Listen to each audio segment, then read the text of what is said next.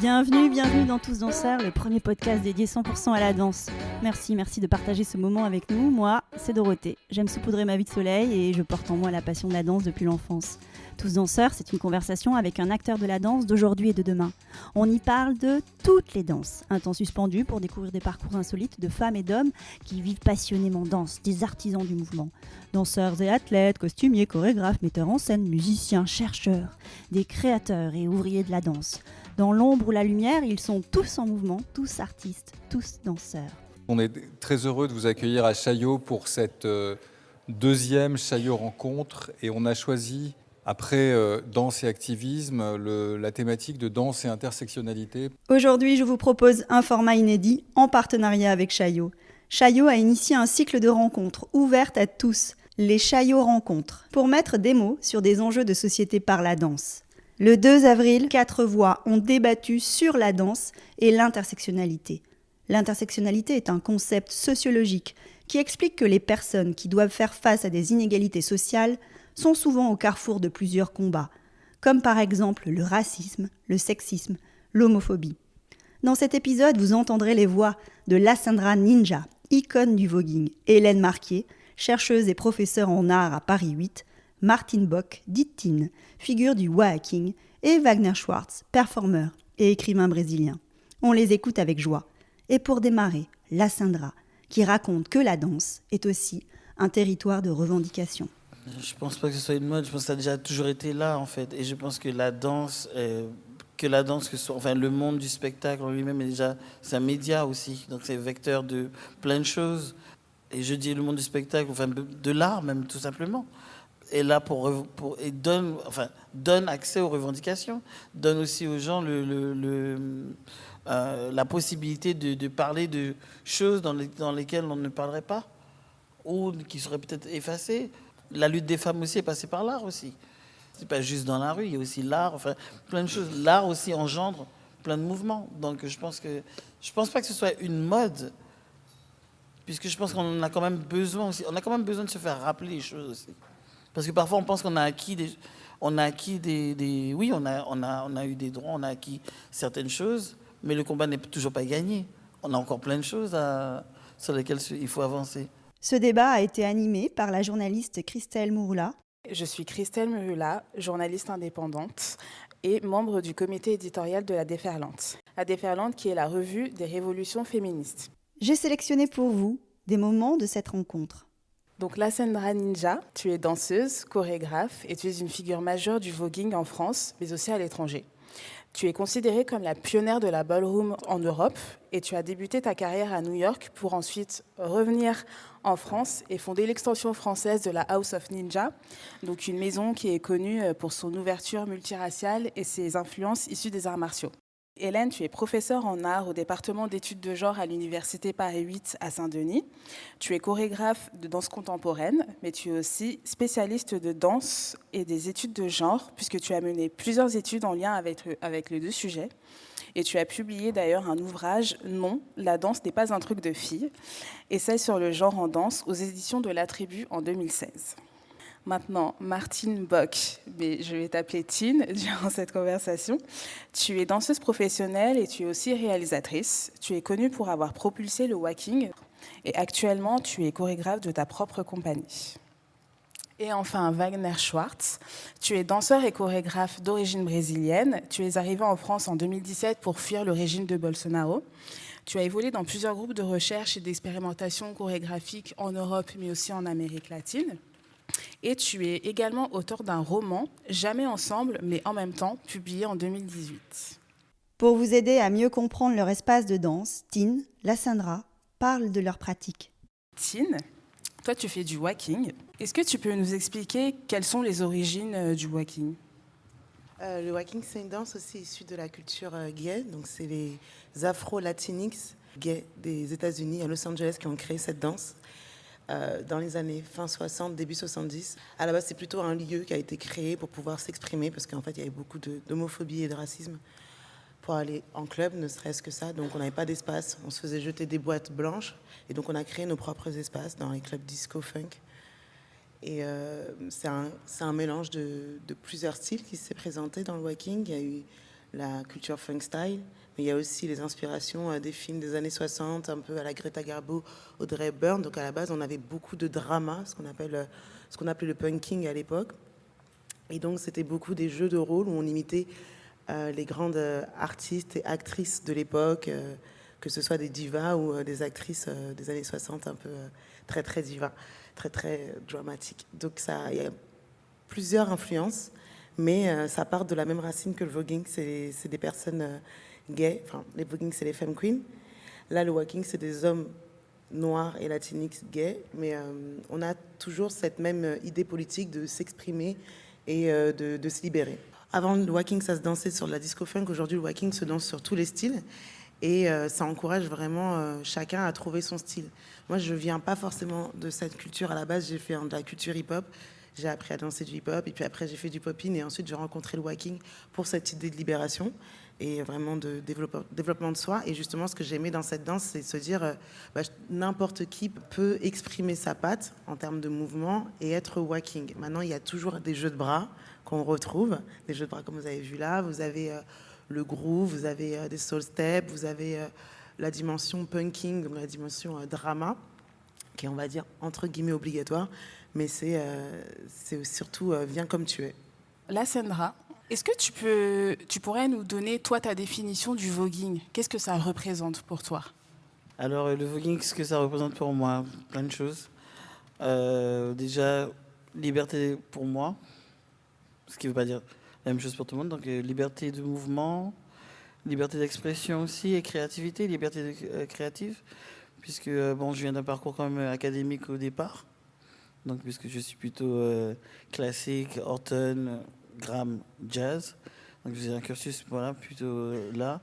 Et justement, la différence que je fais avec les danses dites académiques, c'est que je ne suis pas dans une approche d'exécution du mouvement, mais plutôt une approche de création du mouvement avec de la technique. C'est pour ça que ça m'a tout de suite intéressé quand on parle justement de Vogue Femme, puisque voguing, il y a quand même 3 styles différents. Mais ce que je fais, c'est Vogue Femme. Voilà. Et à qui s'adresse le voguing, selon toi? À qui s'adresse le voguing? Alors, si nous étions exclusifs, puisque on n'est pas, c'est une culture noire et en général, souvent, les cultures noires sont assez inclusives. Mais si nous étions exclusifs, ça, surtout Vogue Femme, ne serait que pour les transgenres, les femmes transgenres. Et maintenant, je me tourne vers toi, Wagner. Donc, tu es chorégraphe et danseur contemporain. Donc, en 2017, tu as quitté le Brésil en raison d'une performance pendant laquelle tu exposais ton corps nu et durant laquelle un enfant s'est approché de toi. Pour cette raison, tu as été accusé par l'extrême droite d'être un pédocriminel. Donc, pour nous, il est quand même important de remettre le contexte autour de ce genre d'accusation. Wagner raconte ici ce que cette performance a changé. Ça a changé beaucoup parce qu'aujourd'hui, par exemple, les institutions d'art au Brésil qui m'invitaient beaucoup pour présenter mon travail là-bas, elles ne m'invitent plus. C'est ça qui a changé. Ce qui a changé, c'est que les institutions progressistes, elles ont aussi cru à ce que l'extrême droite partageait dans les réseaux. C'est-à-dire que nous sommes vraiment en danger, pas que moi, mais tous ceux qui proposent des performances, des objets d'art qui vont contre la morale qui est adaptée à tous les conservateurs. C'est compliqué aussi pour eux de programmer. Alors ça a changé. Et ce qui a changé aussi dans ma vie, c'est que moi, je suis devenu un écrivain après tout ça. Rentrons désormais dans le vif du sujet. Est-ce que la danse est un moyen d'expression politique ? Qu'est-ce que vous avez envie de raconter à travers la danse et comment est-ce que vous montrez les récits d'oppression systémique à travers la danse ? On va dire que la danse, elle évolue beaucoup avec mon cheminement personnel. Aujourd'hui, je revendique pas vraiment avec les mots, c'est vrai.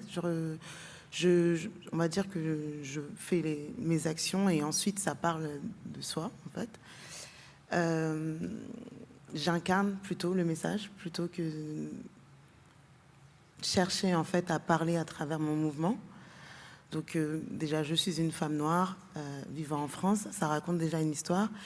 Et j'ai décidé de danser le walking, qui est déjà une danse politisée. Et en soi, dans ma création, je ne cherche pas forcément on va dire que c'est une dénonciation subtile. Je ne cherche pas forcément à porter la voix plus fort. J'ai envie que tout le monde se reconnaisse. J'ai envie de raconter une histoire un peu universelle. Aujourd'hui, j'ai un cheminement un peu plus invisible. Je m'intéresse beaucoup plus à la couleur de l'âme et me dire, ok, qu'est-ce que ça raconte en fait d'être une femme noire vivant en région parisienne, quel trauma ça raconte et comment m'en défaire. Et à partir de là, dans ce processus en fait de guérison, ça va toucher plus ou moins des personnes.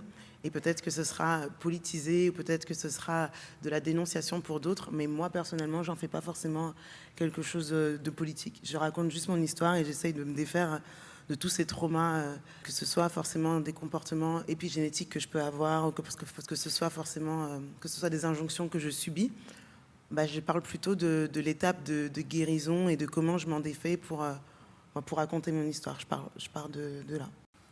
Wagner, est-ce que toi, dans ta carrière, dans les chorégraphies que tu as pu mener, les spectacles et performances que tu as pu donner, est-ce que toi aussi, tu t'es senti un jour de raconter des oppressions systémiques? Parce que je pense par exemple au spectacle que tu as fait avec la performeuse Renata Carvalho, qui est une femme trans du coup.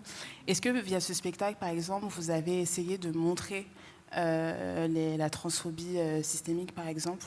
On avait envie de faire un spectacle, en fait, et d'échanger la perspective de ceux qui attendaient beaucoup de nous, en fait. Et ce n'était pas que l'extrême droite qui attendait beaucoup de nous, c'était aussi nos amis qui attendaient un spectacle où la rage, la vengeance, elle est visible, elle est palpable. C'est vrai que nous étions 4 artistes attaqués et détruits par... nous étions vraiment en détresse. On sentait la douleur de l'autre, mais ce n'était pas un spectacle pour guérir quelque chose. C'était un spectacle, peut-être aussi pour se moquer de tout ce qui s'est passé, pour trouver de l'humour où il n'existe pas, pour travailler ce qui était important pour nous en tant qu'artistes. Hélène, toi, tu as étudié beaucoup de mouvements de danse.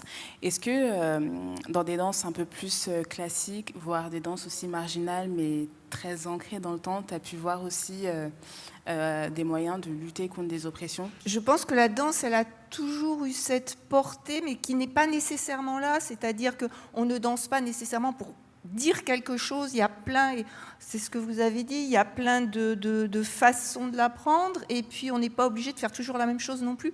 C'est-à-dire qu'on peut faire quelque chose qui a un message à un moment, et puis à un autre, juste se faire plaisir.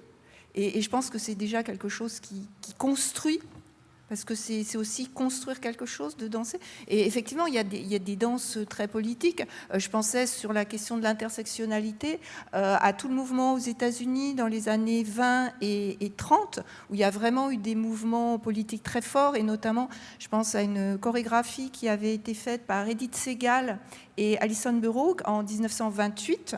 Donc 1928, vous voyez, on est loin des droits civiques.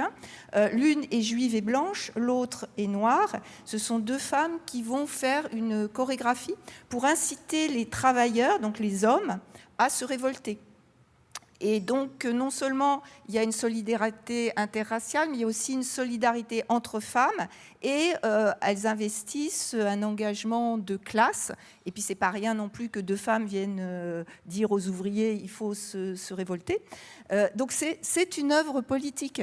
Et quand elle est redonnée, par exemple, en 1930, dans un grand meeting, ça se termine avec un bal complètement mixte, interracial, ce qui, à l'époque, était quand même un événement, dirigé par Duke Ellington, bien entendu. Donc voilà, c'est un exemple de danse engagée. Et déjà à l'époque, les artistes se posaient aussi la question de la tension qui est toujours présente entre, d'une part, un engagement politique, c'est-à-dire, voilà, surtout à l'époque, il y avait des messages très forts à faire passer, et en même temps, un engagement esthétique qui était très fort, où voilà, il ne fallait pas que la partie esthétique soit entièrement soumise au message politique, et en même temps, Voilà, et tenir les deux bouts solidement, c'est pas toujours simple, mais je dirais que c'est un peu l'enjeu quand on est danseuse, danseur, chorégraphe, soi-même engagé et que l'on crée quelque chose. Est-ce que, Hélène, dans des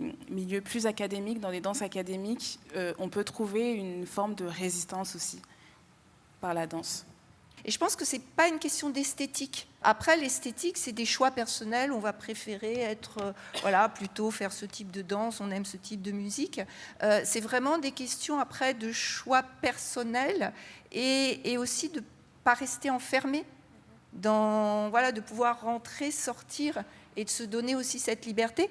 Mais là aussi, encore faut-il pouvoir se la donner. C'est-à-dire qu'il faut avoir des moyens. On sait bien que quand on danse, il faut avoir des lieux, il faut rencontrer un public à minima, et ce n'est pas toujours évident.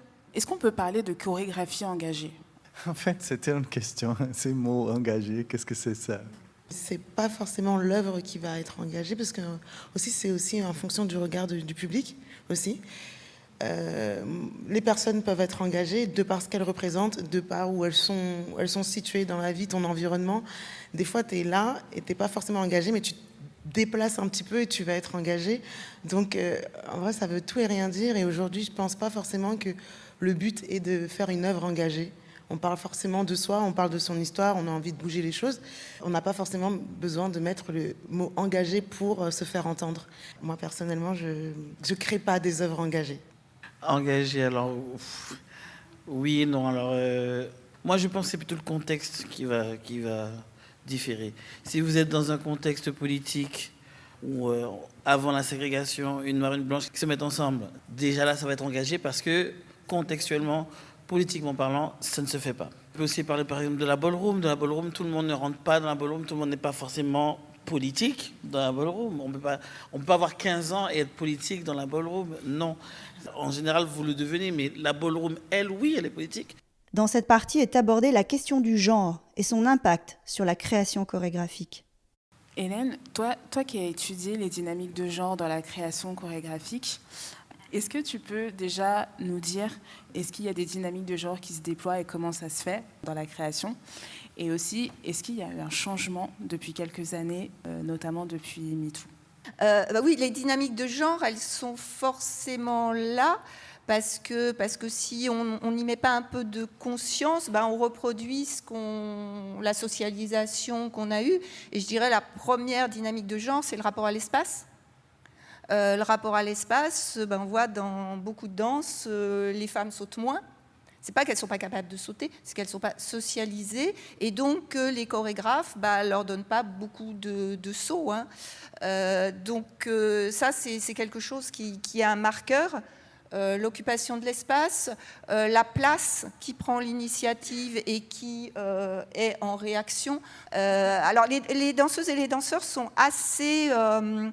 je dirais, acculturées, c'est-à-dire qu'on voit les femmes qui prennent les mains, ce qui dans la vie courante est beaucoup plus rare. En général, elles donnent la main, parce qu'on est socialisé comme ça. Donc il y a beaucoup de marqueurs qui sont dans la chorégraphie. Et je dirais que, par exemple, une démarche, alors je ne dirais pas engagée, mais simplement politique, quand on fait une chorégraphie, c'est de regarder ça. Qu'est-ce que je demande, comment je considère les danseuses et les danseurs, qu'est-ce que je leur fais faire, et est-ce que je n'ai pas quelques petits biais sexistes qui traîneraient ici ou là, parce que tout le monde en a, moi aussi. Et puis par rapport à la deuxième question, est-ce qu'il y a des choses qui ont changé depuis MeToo ? Oui, je crois. Je crois parce que on a changé. Avant, les questions de genre, elles étaient surtout abordées du côté de la représentation, du côté beaucoup des apparences et de la sexualité, alors que sur scène, on a vu apparaître une multitude de sujets, que ce soit les violences, les inégalités, les constructions, les stéréotypes, et puis aussi que c'est sorti de scène. C'est-à-dire qu'on a vu le monde de la danse se mobiliser pour les inégalités. Ce débat en est aussi la preuve. Se mobiliser sur les violences. L'Association nationale des centres chorégraphiques a fait une charte, a mis en place tout un tas de résolutions, de mesures, de procédures d'évaluation face à ces questions. Donc je dirais que oui, là ça a changé. Et c'est vrai que c'est génial quand même, ça fait plaisir. Si on parle de la culture hip-hop, c'est encore on est encore dedans.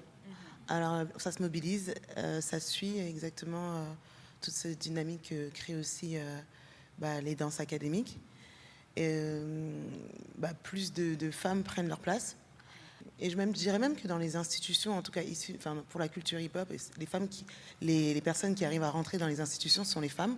La place du genre est très très importante, en tout cas dans la culture hip-hop, ne serait-ce que dans la configuration battle, qui organise le battle, qui est le DJ du battle, qui donne les règles, comment en fait on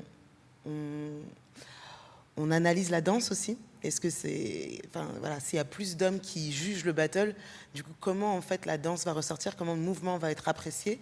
Est-ce que les énergies féminines vont être plus ou moins du coup marginalisées?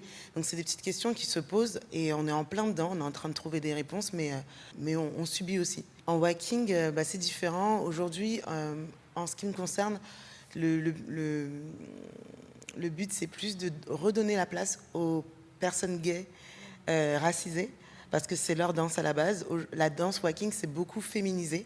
Elle s'est beaucoup aussi blanchisée. Donc, il y a beaucoup de personnes de l'Est, en Russie, qui font du walking. Enfin, ça a beaucoup voyagé. C'est parti aux États-Unis, puis ensuite en Asie, puis ensuite en Europe.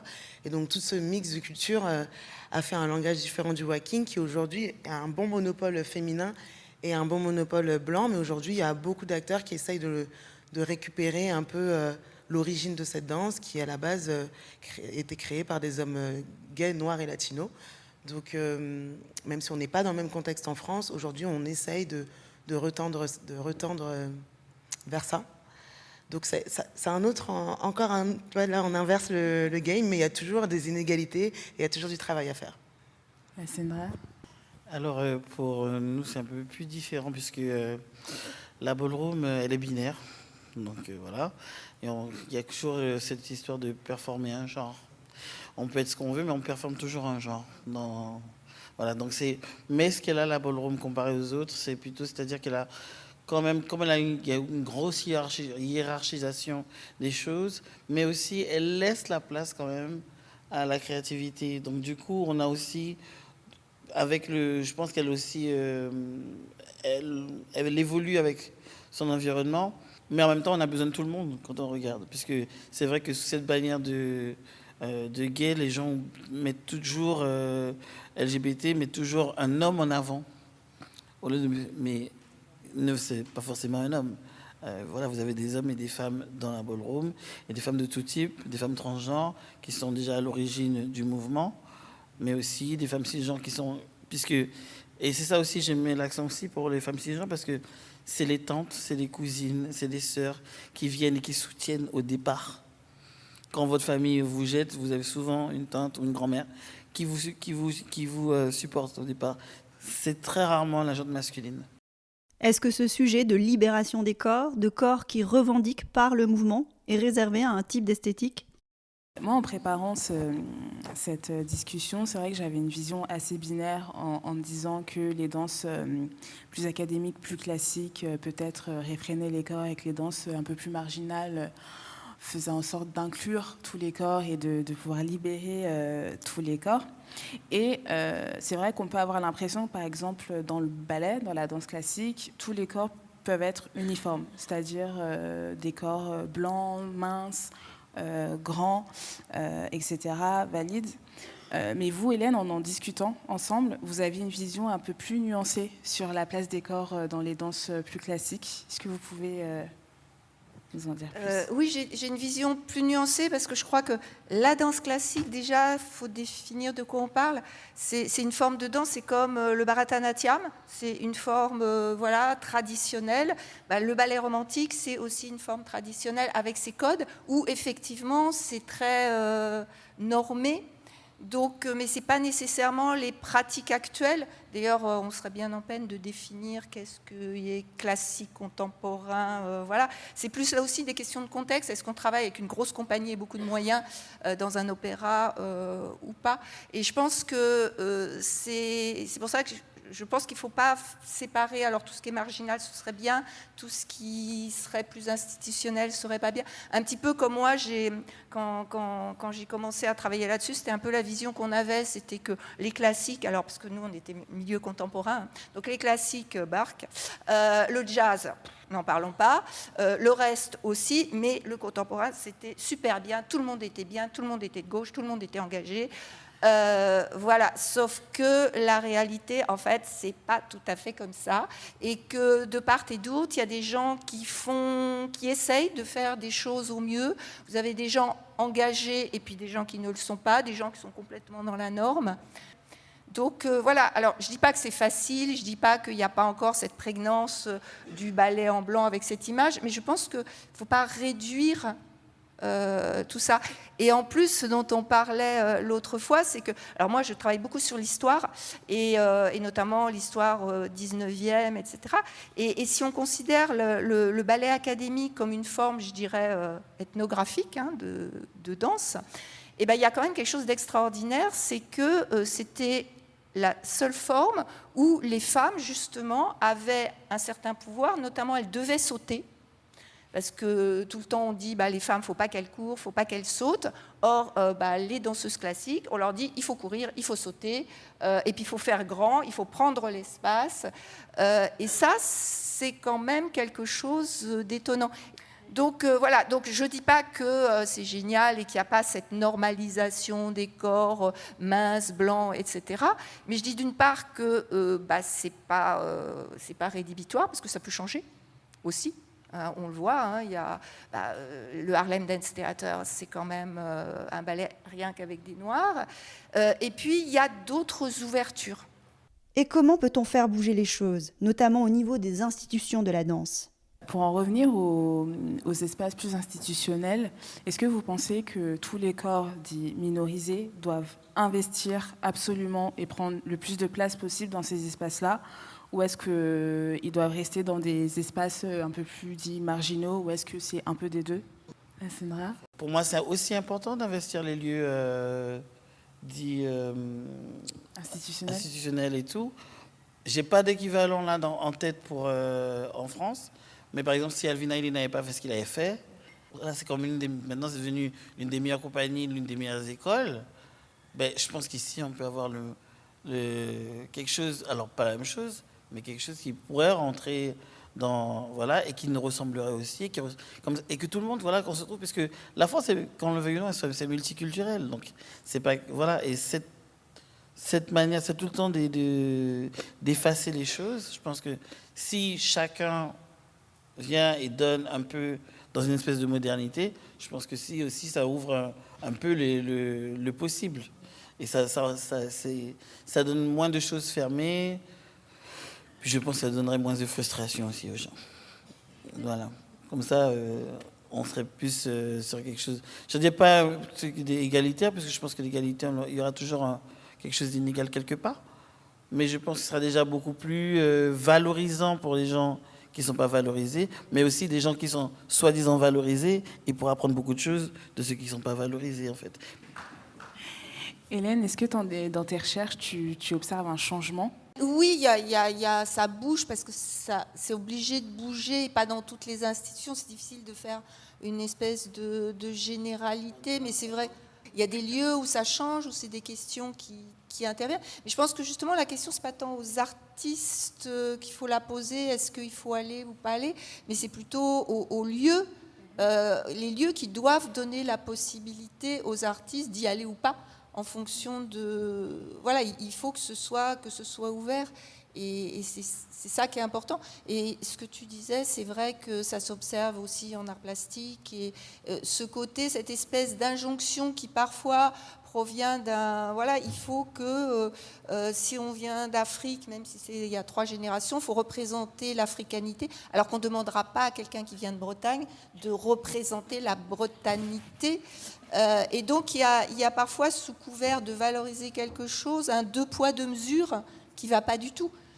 Et qu'on peut venir d'Afrique et pas du tout avoir envie de représenter ou de se servir de ses origines, parce que, voilà, c'est un choix.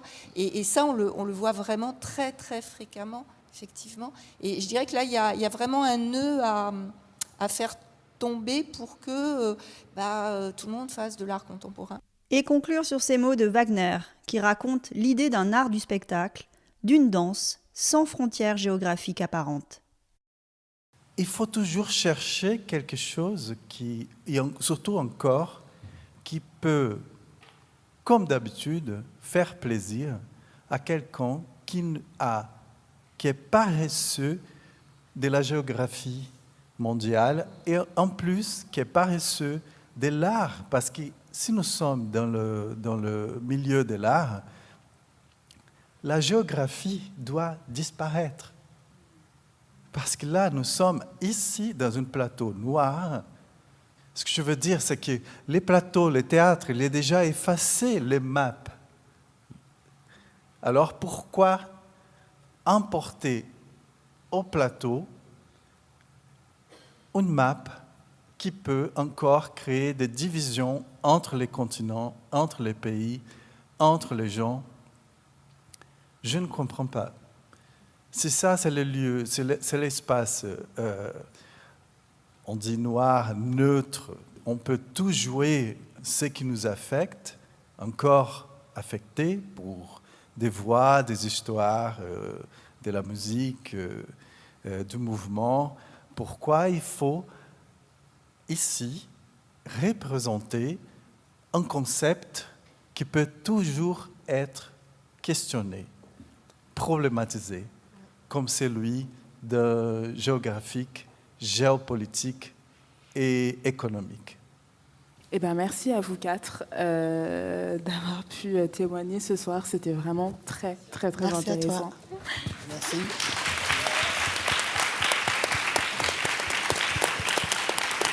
Merci à vous aussi, dans le public, d'être venus aussi nombreux. Si vous avez des questions sur cette conférence, l'équipe de Chaillot est à votre disposition sur les réseaux sociaux.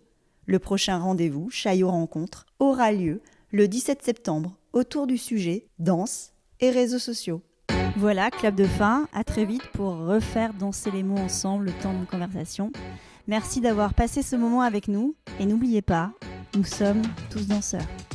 Le podcast est disponible sur de nombreuses plateformes, alors abonnez-vous pour ne pas manquer de nouvelles rencontres autour de la danse. Et surtout, n'oubliez pas de laisser un mot doux ou une note 5 étoiles sur iTunes ou Apple Podcasts. Ah, j'oubliais, n'hésitez pas à m'écrire sur l'Instagram Tous Danseurs si vous avez des questions.